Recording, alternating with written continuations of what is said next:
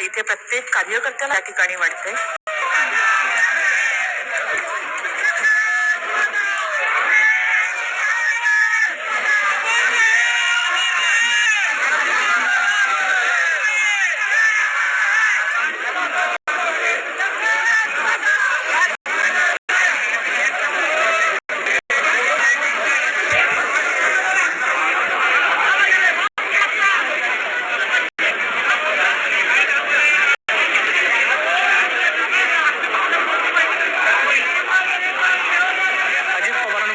अंत्यसंस्कार जे आहेत ते विद्याप्रतिष्ठान या मैदानामध्ये केले जातील आणि त्यानंतर केंद्रीय गृहमंत्री अमित शहा यांच्या उपस्थितीमध्ये अजितदादा पवार यांच्यावरती अंत्यसंस्कार जे आहेत ते केले जाणार आहेत। अजितदादा पवारांचं पार्थिव जे आहे ते अगदी थोड्या वेळात आपण पाहतोय की या मेडिकल कॉलेजमधून बाहेर काढलं जाते आणि विद्याप्रतिष्ठानच्या मैदानामध्ये अजित पवारांवरती उद्या सकाळी 11 वाजता अंत्यसंस्कार जे आहेत ते केले जाणार आहेत। मात्र या सगळ्या परिसरामध्ये मेडिकल कॉलेजच्या परिसरामध्ये सकाळपासून मोठ्या प्रमाणावरती नागरिकांची गर्दी जी आहे ती पाहायला मिळत होती। प्रत्येक जण जो तो अजित पवारांना पाहता यावं यासाठी आपण पाहतोय की गर्दी करताना पाहायला मिळत होता।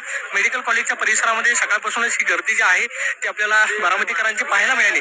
राज्याच्या कानाकोपऱ्यातून आलेला प्रत्येक माणूस जो आहे तो बारामतीमध्ये अजित पवारांच्या निधनानंतर हळहळ व्यक्त करत होता आणि आता अजित पवारांचं पार्थिव जे आहे ते सध्या मेडिकल कॉलेजच्या आपण पाहतो की या ठिकाणी पोस्टमॉर्टम डिपार्टमेंट म्हणून काढलं जातं आणि विद्याप्रतिष्ठानच्या मैदानामध्ये अजित पवारांचं पार्थिव जे आहे ते अगदी थोड्या वेळात अंत्यदर्शनासाठी ठेवलं जाईल। पहाटे 6 वाजेपर्यंत हे पार्थिव मैदानामध्येच असेल आणि त्यानंतर त्यांच्या मूळ गावी काटेवाडीमध्ये पहाटे 6 ते सकाळी 9 वाजेपर्यंत अंत्यदर्शन जे आहे ते आलेल्या नागरिकांना घेता येणार आहे। मात्र राज्याच्या कानाकोपऱ्यातून आलेल्या लाखो कार्यकर्त्यांची गर्दी जी आहे ती बारामतीमध्ये मोठ्या प्रमाणावरती झालेली पाहायला मिळते।